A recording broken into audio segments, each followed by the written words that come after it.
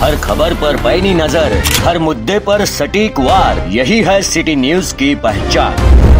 जहाँ सच्चाई की आवाज दबाई जाती है, वहाँ सिटी न्यूज उठाता है सवाल। हर स्क्रीन पर, हर प्लेटफॉर्म पर हमारी मौजूदगी बोलती है। सिटी न्यूज हमेशा सच के साथ।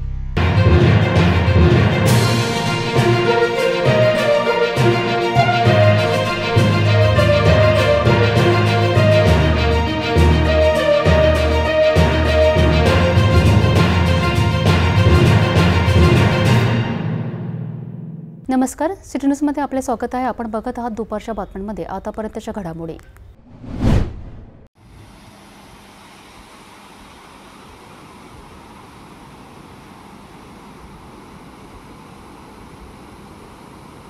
यवतमाळ जिल्ह्यातील बेंबडा नदी प्रकल्पात पर्जन्यमान वाढल्यामुळे धरणाची पातळी नियंत्रित करण्यासाठी 6 दरवाजे प्रत्येकी 25 सेंटीमीटरने उघडण्यात आले आहेत। या माध्यमातून 126 घनमीटर प्रति सेकंद पाण्याचा विसर्ग होत आहे। पाण्याच्या प्रमाणानुसार प्रशासन विसर्ग कमी जास्त करत राहणार आहे। नदीकाठी राहणाऱ्या नागरिकांना प्रशासनाने सतर्कतेचा इशारा दिला आहे। कार्यकारी अभियंता बेंबडा प्रकल्प विभाग यवतमाळ यांनी नागरिकांना आवाहन केले आहे की नदीकाठी अनावश्यक वावर टाळावा आणि सतर्क राहावे। प्रशासन सतत परिस्थितीवर लक्ष ठेवून आहे।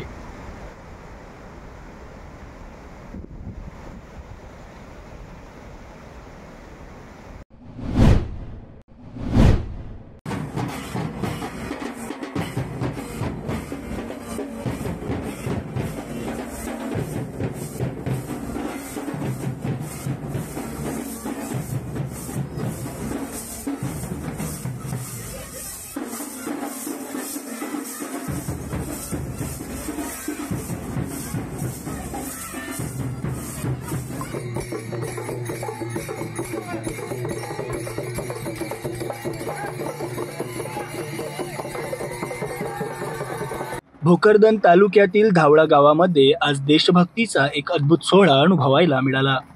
हर घर तिरंगा, घर घर तिरंगा या अभियानांतर्गत शाळेतील मुलांनी गावातून भव्य तिरंगा रॅली काढली। या रॅलीत केवळ तिरंगाच नाही तर अनेक विविध रंगी आणि मनमोहक कलाकृती पाहायला मिळाल्या।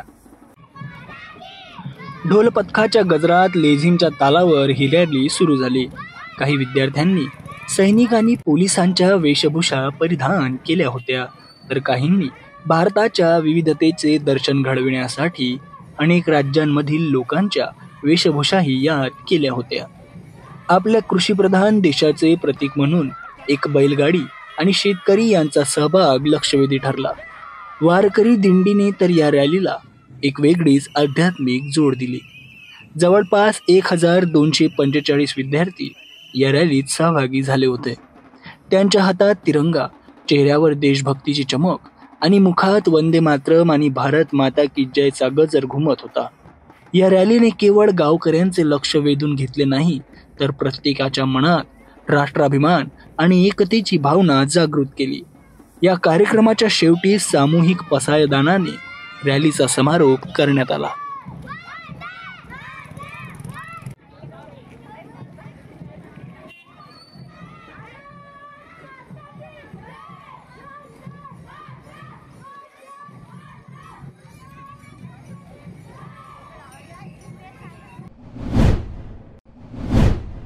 गणेशोत्सव जवळ आल्यामुळे अमरावती महानगरपालिकेने नियोजनाची सुरुवात केली आहे। आयुक्त सौम्या शर्मा चांडक यांच्या अध्यक्षतेखाली पार पडलेल्या बैठकीत या वर्षीचा गणेशोत्सव अधिक सुलभ आणि पर्यावरणपूरक करण्यावर भर देण्यात आला आहे। या बैठकीत सर्वात महत्त्वाचा निर्णय म्हणजे गणेश मंडळांकरिता ऑनलाईन सुविधा सुरू करण्याचा। मंडप परवानगीसाठी आता गणेश मंडळांना ऑनलाईन फॉर्म भरावा लागणार आहे। यात मंडळाचे नाव, आयोजकांची माहिती, मंडपाचा पत्ता आणि सुरक्षेसंबंधीची माहिती द्यावी लागेल। ही ऑनलाईन प्रक्रिया मंडळाचा वेळ वाचवेल आणि परवानगी मिळवणे सोपे करेल। पर्यावरण जपण्यासाठी यावर्षी 25 कृत्रिम तलावांची व्यवस्था करण्याचे निर्देश आयुक्तांनी दिले आहेत। याशिवाय दरवर्षीप्रमाणे प्रथमेश तलाव आणि छत्री तलाव येथे मोठ्या गणेश मूर्तींच्या विसर्जनाकरिता खोल खड्डे तयार केले जातील। यामुळे प्रदूषण टाळण्यास मदत होईल आणि विसर्जन सुरक्षित होईल। घरगुती गणपतींच्या विसर्जनाकरिता कृत्रिम तलाव तयार केले जाणार आहेत। या बैठकीला अतिरिक्त आयुक्त महेश देशमुख, उपायुक्त योगेश पेठे यांच्यासह महाराष्ट्र प्रदूषण नियंत्रण मंडळ, वाहतूक पोलीस आणि इतर विभागांचे वरिष्ठ अधिकारी उपस्थित होते. या सर्वांच्या समन्वयातून यंदाचा गणेशोत्सव शांततेत आणि सुरळीत पार पडण्याचा प्रशासनाचा प्रयत्न आहे. अकोला जिल्ह्यातील मूर्तिजापूर तालुक्यातल्या निंबा गावाचे सरपंच प्रदीप फुके यांना मारहाण झाल्याची घटना घडली आहे. ही घटना मूर्तिजापूर शहरातील बुक पेट्रोल पंपावर घडली. सरपंच फुके हे आपले दैनंदिन काम आटपून गावी परत जात असताना पेट्रोल भरण्यासाठी पंपावर थांबले होते. याचवेळी रांगेत उभे राहण्यावरनं त्यांचा 2 व्यक्तींसोबत वाद झाला.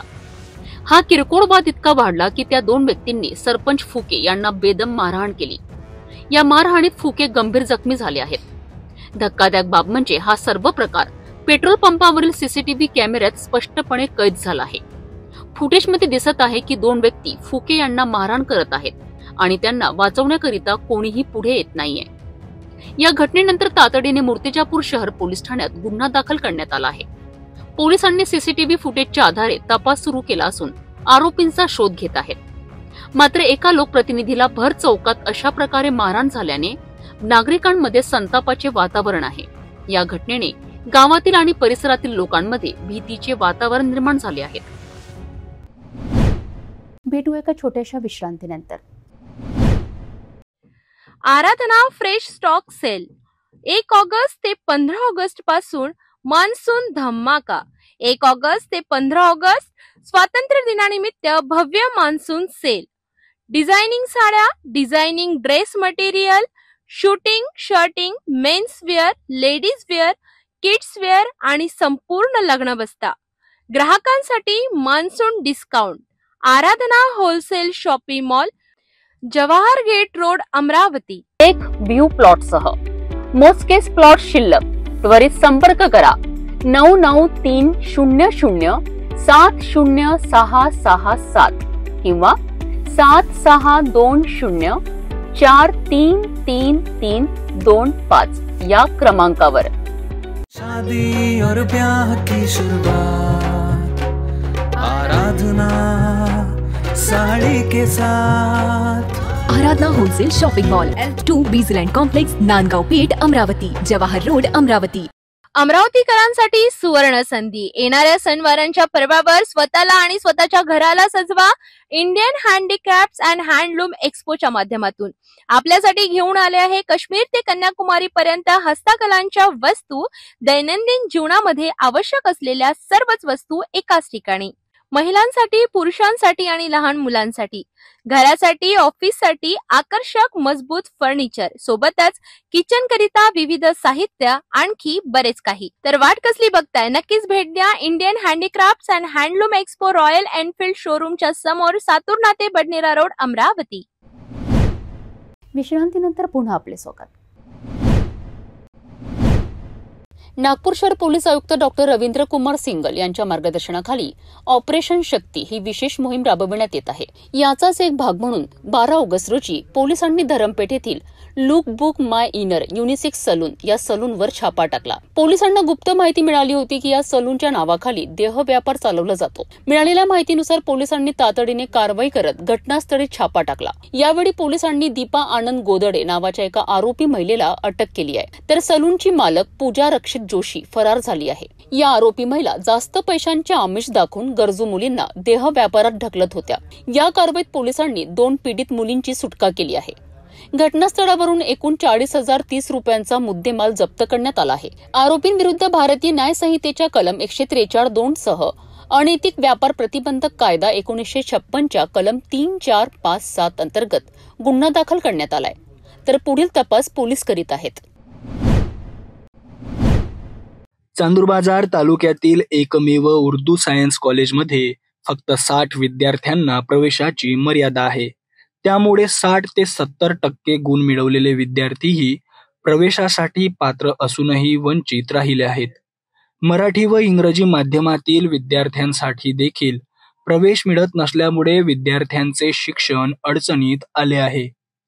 टिपू सुलतान ब्रिगेड अमरावतीचे जिल्हाध्यक्ष मुख्तार कुरेशी, उपजिल्हाध्यक्ष राजू बेग, शाखा प्रमुख हारून बेग, शेख फहीम, रियाज अहमद, नजीम बेग, अवेस अहमद यांनी राष्ट्रीय अध्यक्ष शेख सुभान अली व प्रदेशाध्यक्ष झहीरुद्दीन पठाण यांच्या मार्गदर्शनाखाली जिल्हा अधिकारी व शिक्षण अधिकाऱ्यांची भेट घेतली. त्यांनी कॉलेजमध्ये शिल्लक राहिलेल्या विद्यार्थ्यांना प्रवेश देऊन त्यांचे भविष्य वाचवावे अशी मागणी केली आहे. विद्यार्थ्यांच्या उज्ज्वल भविष्यासाठी ही मागणी वेळेवर पूर्ण होणे आवश्यक आहे. आज हम यहाँ पे टीपू सुल्तान ब्रिगेड कार्यकारिणी जिला अमरावती की ओर से यहाँ पर जिलाधिकारी साहब कार्यालय में आकर हमने अपना विषय को रखा.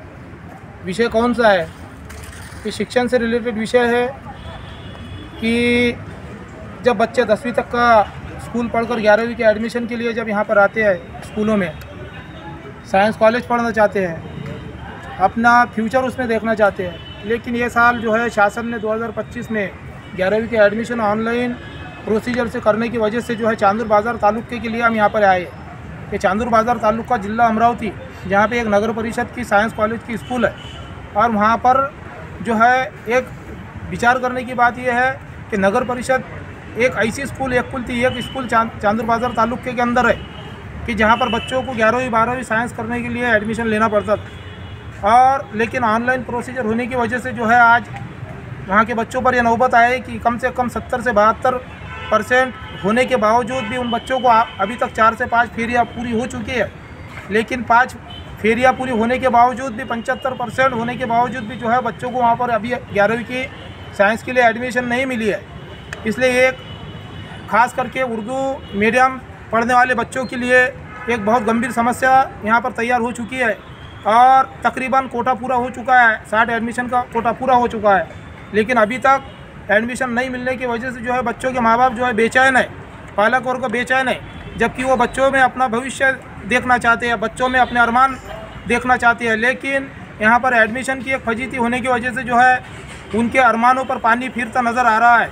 इसलिए अगर इस पर कुछ बात करने की सोची जाए तो यहाँ पर चांदूर बाज़ार तालुके में जो है इंग्लिश मीडियम मराठी मीडियम के जो 11वीं 12वीं की स्कूल कम से कम 8 से 10 आते हैं.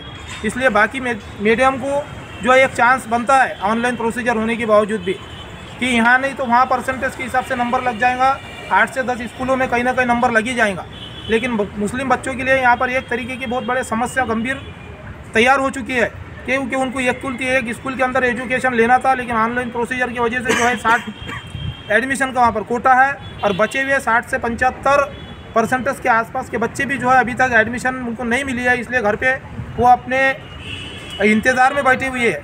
इसलिए शासन से हमारा अनुरोध है कि इस पर अच्छे ढंग से विचार किया जाए, और जो बच्चे उसी स्कूल के अंदर पढ़े हैं और उनके लिए दूसरा कोई ऑप्शन नहीं है, परसेंटेज फर्स्ट क्लास में है, इसके बावजूद भी उनको एडमिशन नहीं मिली, तो उनका साल वाया जाएगा, उसमें उनका फ्यूचर पूरा ख़राब हो जाएगा. इसलिए शासन से हमारी विनती है कि यहाँ पे कि उनके लिए कुछ ना कुछ इंतज़ाम किया जाए कि उनके एडमिशन ये साल लेने में मदद हो और उनका साल वाया ना जाए, उनका फ्यूचर ख़राब ना हो. इसलिए यहाँ पर टीपू सुल्तान ब्रिगेड की पूरे कार्यकारिणी की ओर से यहाँ पर हम आए हैं, क्योंकि इस कार्यकारिणी के जो राष्ट्रीय अध्यक्ष शेख सुभान अली सर, जिला अध्यक्ष झहीरुद्दीन पठान साहब और जिला कार्यकारिणी की जो हम सभी पदाधिकारी जो है एक तरीके से एक विचारधारा के साथ समाज के लिए जो है एक सामाजिक बांधिलकी के नाते से यहाँ पर पहुँचे हैं, और यहाँ पर कलेक्टर साहब के सामने यहाँ पर अपने विषय को रखा है. उन्होंने भी उम्मीद जताई है कि जो कोशिशें होगी वो की जाएंगी, और इतना कहकर जो है हम यहाँ पर अपने शब्दों को विराम देते. हे बातमीपत्र एवढ्यावरच थांबूया. पुन्हा भेटू नवीन घडामोडीसोबत. आपण बघत राहा फक्त सिटी न्यूज. हर खबर पर पैनी नजर, हर मुद्दे पर सटीक वार, यही है सिटी न्यूज की पहचान. जहाँ सच्चाई की आवाज दबाई जाती है वहाँ सिटी न्यूज उठाता है सवाल. हर स्क्रीन पर हर प्लेटफॉर्म पर हमारी मौजूदगी बोलती है. सिटी न्यूज हमेशा सच के साथ.